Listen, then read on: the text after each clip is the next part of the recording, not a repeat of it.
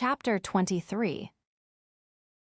Well, all day him and the king was hard at it, rigging up a stage and a curtain and a row of candles for footlights. And that night the house was jam full of men in no time. When the place couldn't hold no more, the Duke he quit tending door and went around the back way and come onto the stage and stood up before the curtain and made a little speech and praised up this tragedy, and said it was the most thrillingest one that ever was. And so he went on a bragging about the tragedy, and about Edmund Kean the elder, which was to play the main principal part in it. And at last, when he'd got everybody's expectations up high enough, he rolled up the curtain, and the next minute the king come a-prancing out on all fours naked. And he was painted all over, ring-streaked and striped, all sorts of colors, as splendid as a rainbow. But never mind the rest of his outfit. It was just wild, but it was awful funny. The people most killed themselves laughing. And when the king got done capering and capered off behind the scenes, they roared and clapped and stormed and haw-hawed till he come back and done it over again. And after that they made him do it another time. Well, it would make a cow laugh to see the shines that old idiot cut. Then the Duke he lets the curtain down and bows to the people, and says the great tragedy will be performed only 2 nights more, on accounts of pressing London engagements, where the seats is all sold already for it in Drury Lane. And then he makes them another bow, and says, if he has succeeded in pleasing them and instructing them, he will be deeply obliged if they will mention it to their friends and get them to come and see it. 20 people sings out. What, is it over? Is that all? The Duke says yes. Then there was a fine time. Everybody sings out, sold, and rose up mad and was a-going for that stage and them tragedians. But a big, fine-looking man jumps up on a bench and shouts, "Hold on, just a word, gentlemen." They stop to listen. "We are sold, mighty badly sold. But we don't want to be the laughing stock of this whole town, I reckon, and never hear the last of this thing as long as we live. No. What we want is to go out of here quiet and talk this show up and sell the rest of the town. Then we'll all be in the same boat. Ain't that sensible?" "You bet it is. The jedge is right." Everybody sings out. "All right, then not a word about any sell. Go along home and advise everybody to come and see the tragedy." Next day you couldn't hear nothing around that town but how splendid that show was. House was jammed again that night, and we sold this crowd the same way.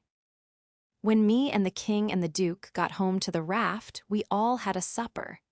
And by, about midnight, they made Jim and me back her out and float her down the middle of the river, and fetch her in and hide her about 2 mile below town. The 3rd night the house was crammed again, and they warn't newcomers this time, but people that was at the show the other 2 nights. I stood by the Duke at the door, and I see that every man that went in had his pockets bulging, or something muffled up under his coat, and I see it warn't no perfumery, neither, not by a long sight. I smelt sickly eggs by the barrel and rotten cabbages and such things, and if I know the signs of a dead cat being around, and I bet I do, there was 64 of them went in. I shoved in there for a minute, but it was too various for me. I couldn't stand it. Well, when the place couldn't hold no more people, the Duke he give a fellow a quarter and told him to tend door for him a minute, and then he started around for the stage door, I after him. But the minute we turned the corner and was in the dark, he says, "Walk fast now till you get away from the houses, and then shin for the raft like the Dickens was after you." I done it, and he done the same. We struck the raft at the same time, and in less than 2 seconds we was gliding downstream, all dark and still, and edging towards the middle of the river, nobody saying a word. I reckoned the poor king was in for a gaudy time of it with the audience, but nothing of the sort. Pretty soon, he crawls out from under the wigwam and says, "Well, how'd the old thing pan out this time, Duke?" He hadn't been uptown at all. We never showed a light till we was about 10 mile below the village. Then we lit up and had a supper, and the king and the duke fairly laughed their bones loose over the way they'd served them people. The duke says, "Greenhorns, flatheads, I knew the first house would keep mum and let the rest of the town get roped in, and I knew they'd lay for us the third night and consider it was their turn now. Well, it is their turn, and I'd give something to know how much they'd take for it. I would just like to know how they're putting in their opportunity. They can turn it into a picnic if they want to. They brought plenty provisions. Them rapscallions took in $465 in that 3 nights. I never see money hauled in by the wagon load like that before. By and by, when they was asleep and snoring, Jim says, 'Don't it esprise you to weigh dem kings carries on, Huck?' 'No,' I says, 'it don't.' 'Why don't it, Huck?' 'Well, it don't, because it's in the breed. I reckon they're all alike.' 'But Huck, de se kings o earn is reglar rapscallions. Dat's just what day is. Day's reglar rapscallions.' 'Well, that's what I'm a-saying. All kings is mostly rapscallions, as fur as I can make out.' 'Is dat so?' 'You read about them once, you'll see. Look at Henry VIII, this'n's a Sunday school superintendent to him. And look at Charles II, and Louis XIV, and Louis XV, and James II, and Edward II, and Richard III, and 40 more. Besides all them Saxon heptarchies that used to rip around so in old times and raise Cain. My, you ought to seen old Henry VIII when he was in bloom. He was a blossom. He used to marry a new wife every day and chop off her head next morning. And he would do it just as indifferent as if he was ordering up eggs. 'Fetch up Nell Gwynn,' he says, they fetch her up. Next morning, chop off her head, and they chop it off. 'Fetch up Jane Shore,' he says, and up she comes. Next morning, chop off her head, and they chop it off. Ring up Fair Rosamund. Fair Rosamund answers the bell. Next morning, chop off her head. And he made every one of them tell him a tale every night, and he kept that up till he had hogged 1,001 tales that way, and then he put them all in a book and called it Doomsday Book, which was a good name and stated the case. You don't know kings, Jim, but I know them, and this old rip of urn is one of the cleanest I've struck in history. Well, Henry he takes a notion he wants to get up some trouble with this country. How does he go at it? Give notice? Give the country a show? No, all of a sudden he heaves all the tea in Boston Harbor overboard and whacks out a declaration of independence and dares them to come on. That was his style. He never give anybody a chance. He had suspicions of his father, the Duke of Wellington. Well, what did he do? Ask him to show up. No, drowned him in a butt of Mamsie, like a cat. S'pose people left money laying around where he was, what did he do? He collared it. S'pose he contracted to do a thing, and you paid him, and didn't set down there and see that he done it, what did he do? He always done the other thing. S'pose he opened his mouth, what then? If he didn't shut it up powerful quick, he'd lose a lie every time. That's the kind of a bug Henry was, and if we'd 'a' had him along, 'stead of our kings, he'd 'a' fooled that town a heap worse than Ern done. I don't say that Ern is lambs, because they ain't when you come right down to the cold facts, But they ain't nothing to that old ram anyway. All I say is kings, and you got to make allowances. Take them all around, they're a mighty ornery lot. It's the way they're raised. But dis one do smell so like de nation, Huck. Well, they all do, Jim. We can't help the way a king smells. History don't tell no way. Now de Duke, he's a tolerable likely man in some ways. Yes, a duke's different, but not very different. This one's a middling hard lot for a duke. When he's drunk, there ain't no near-sighted man could tell him from a king. Well, anyways, I don't hanker for no mo Huck. Disset is all I kin stan. It's the way I feel, too, Jim. But we've got them on our hands, and we got to remember what they are and make allowances. Sometimes I wish we could hear of a country that's out of kings. What was the use to tell Jim these warn't real kings and dukes? It wouldn't 'a' done no good, and besides, it was just as I said. You couldn't tell them from the real kind. I went asleep, and Jim didn't call me when it was my turn. He often done that. When I waked up just at daybreak, he was sitting there with his head down betwixt his knees, moaning and mourning to himself. I didn't take notice nor let on. I knowed what it was about. He was thinking about his wife and his children away up yonder, and he was low and homesick, because he hadn't ever been away from home before in his life. And I do believe he cared just as much for his people as white folks does for theirn. It don't seem natural, but I reckon it's so. He was often moaning and mourning that way nights when he judged I was asleep and saying, "Po little Lizabeth, po little Johnny, it's mighty hard, I speck I ain't ever gwine to see you no mo. He was a mighty good nigger, Jim was. But this time, I somehow got to talking to him about his wife and young ones, and by he says, "What makes me feel so bad dis time? Us becase I hear sumpin' over yonder on de bank like a whack, a slam, while ago, and it mind me de time I treat my little Lizabeth so ornery. She warn't ony bout foe, year ol', and she tuck de escayarlet fever, and had a powful rough spell.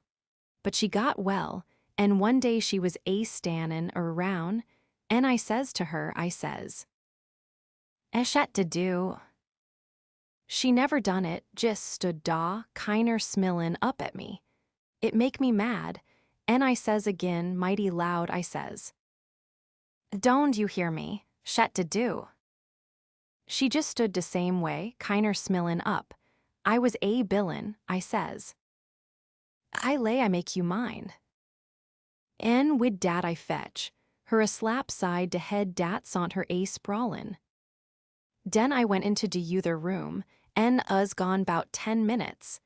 En when I come back was dat do stannin' open yit, en dat chilly stannin' mose right in it, lookin' down and mournin', en de tears runnin' down. My, but I was mad. I was gwin for de chilly, but just den, it was a do dat open innards, just den, long come de wind and slam it to behind de chilly, blam. En my lan, de chilly never move. My breath mose hop outer me, and I feel so, I don't know how I feel. I crope out all tremblin', and croper round and open de do easy and slow, and poke my head in behind de chilly, soft and still, and all sudden I says pow. Jis as loud as I could yell, she never budge. Oh, Huck, I bust out cryin' and grab her up in my arms and say, "Oh, de po little thing." De Lord God immedi forgive po, ol' Jim, case he never gwine to forgive hisself as long's he live. Oh, she was plumb deef and dumb, Huck, plumb deef and dumb, and I'd been treatin' her so. Chapter 24. Next day, towards night, we laid up under a little willow head out in the middle. where there was a village on each side of the river, and the Duke and the King begun to lay out a plan for working them towns. Jim, he spoke to the Duke, and said he hoped it wouldn't take but a few hours, because it got mighty heavy and tiresome to him when he had to lay all day in the wigwam tied with the rope. You see, when we left him all alone, we had to tie him, because if anybody happened on to him all by himself and not tied, it wouldn't look much like he was a runaway nigger, you know. So the Duke said it was kind of hard to have to lay roped all day, and he'd cipher out some way to get around it. He was uncommon bright, the Duke was, and he soon struck it. He dressed Jim up in King Lear's outfit. It was a long curtain calico gown and a white horsehair wig and whiskers. And then he took his theater paint and painted Jim's face and hands and ears and neck all over a dead, dull, solid blue, like a man that's been drowned 9 days. Blamed if he warn't the horriblest-looking outrage I ever see. Then the Duke took and wrote out a sign on a shingle so, "Sick Arab, but harmless when not out of his head." And he nailed that shingle to a lath and stood the lath up 4 or 5 foot in front of the wigwam. Jim was satisfied. He said it was a sight better than lying tied a couple of years every day and trembling all over every time there was a sound. The Duke told him to make himself free and easy, and if anybody ever come meddling around, he must hop out of the wigwam and carry on a little, and fetch a howl or two like a wild beast, and he reckoned they would light out and leave him alone. Which was sound enough judgment, but you take the average man, and he wouldn't wait for him to howl. Why, he didn't only look like he was dead, he looked considerable more than that. These rapscallions wanted to try the Nonsuch again, because there was so much money in it, but they judged it wouldn't be safe, because maybe the news might 'a' worked along down by this time. They couldn't hit no project that suited exactly. So at last, the Duke said he reckoned he'd lay off and work his brains an hour or two and see if he couldn't put up something on the Arkansas village.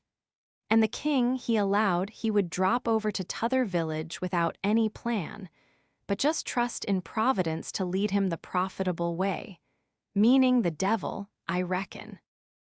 We had all bought store clothes where we stopped last, and now the King put his'n on, and he told me to put mine on. I done it, of course.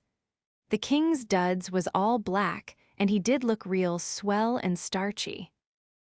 I never knowed how clothes could change a body before. Why, before, he looked like the orneriest old rip that ever was. But now, when he'd take off his new white beaver and make a bow and do a smile, he looked that grand and good and pious that you'd say he had walked right out of the ark, and maybe was old Leviticus himself. Jim cleaned up the canoe, and I got my paddle ready. There was a big steamboat laying at the shore away up under the point, about 3 miles above the town, been there a couple of hours, taking on freight. Says the King, "Seein' how I'm dressed, I reckon maybe I better arrive down from St. Louis or Cincinnati or some other big place. Go for the steamboat, Huckleberry, will come down to the village on her." I didn't have to be ordered twice to go and take a steamboat ride.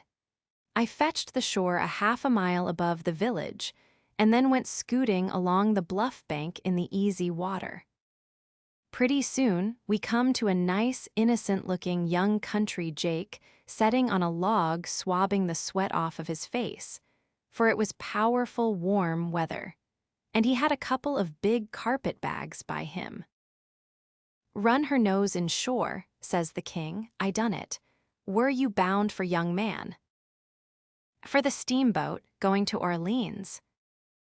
"Get aboard," says the King. "Hold on a minute, my servant'll heap you with them bags. Jump out and heap the gentleman Adolphus," meaning me, I see. I done so, and then we all three started on again. The young chap was mighty thankful, said it was tough work toting his baggage such weather.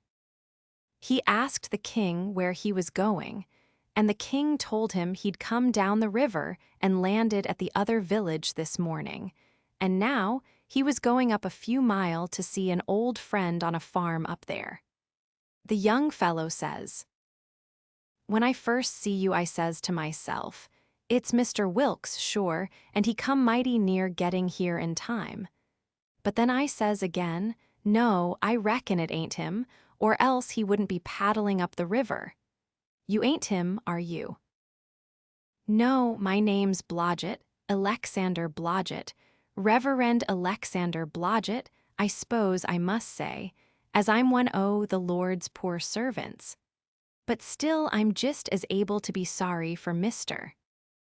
Wilkes for not arriving in time, all the same if he's missed anything by it, which I hope he hasn't." "Well, he don't miss any property by it, because he'll get that all right. But he's missed seeing his brother Peter die, which he mayn't mind, nobody can tell as to that. But his brother would 'a give anything in this world to see him before he died. Never talked about nothing else all these 3 weeks.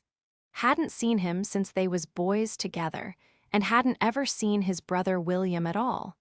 That's the deaf and dumb one. William ain't more than 30 or 35. Peter and George were the only ones that come out here. George was the married brother. Him and his wife both died last year. Harvey and William's the only ones that's left now, and, as I was saying, they haven't got here in time." "Did anybody send 'em word?" "Oh, yes, a month or 2 ago, when Peter was first took. Because Peter said then that he sorter felt like he warn't going to get well this time.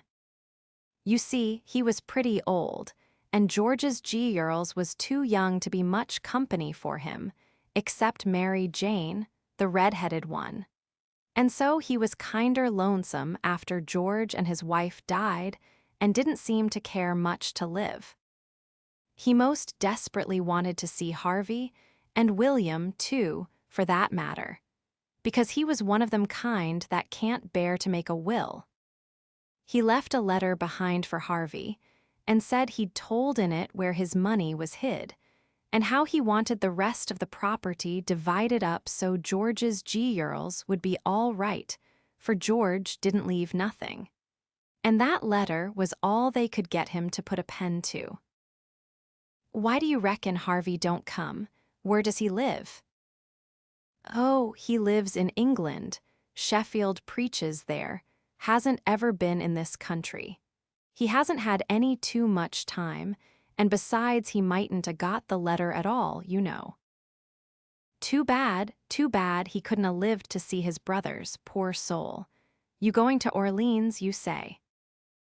"Yes, but that ain't only a part of it. I'm going in a ship next Wednesday for Rio Janeiro, where my uncle lives. It's a pretty long journey, but it'll be lovely, wished I was a-going. Is Mary Jane the oldest?" "How old is the others?" "Mary Jane's 19, Susan's 15, and Joanna's about 14. That's the one that gives herself to good works and has a hare lip." "Poor things, to be left alone in the cold world so." "Well, they could be worse off. Old Peter had friends, and they ain't going to let them come to no harm. There's Hobson, the Baptist preacher, and Deacon Lot Hovey, and Ben Rucker, and Abner Shackelford, and Levi Bell, the lawyer and doctor. Robinson, and their wives, and the widow Bartley, and, well, there's a lot of them. But these are the ones that Peter was thickest with and used to write about sometimes when he wrote home. So Harvey'll know where to look for friends when he gets here." Well, the old man went on asking questions till he just fairly emptied that young fellow. Blamed if he didn't inquire about everybody and everything in that blessed town and all about the Wilkses and about Peter's business. which was a tanner, and about George's, which was a carpenter, and about Harvey's, which was a dissentering minister, and so on and so on. Then he says, "What did you want to walk all the way up to the steamboat for?" "Because she's a big Orleans boat, and I was afeard she mightn't stop there. When they're deep, they won't stop for a hail. A Cincinnati boat will, but this is a cent." Louis won. Was Peter Wilkes well off? Oh yes, pretty well off. He had houses and land, and it's reckoned he left 3,000 or 4,000 in cash hid up sommers. When did you say he died? I didn't say, but it was last night. Funeral tomorrow, likely. Yes, 'bout the middle of the day. Well, it's all terrible sad, but we've all got to go one time or another. So what we want to do is to be prepared, then we're all right. Yes, sir, it's the best way. Ma used to always say that.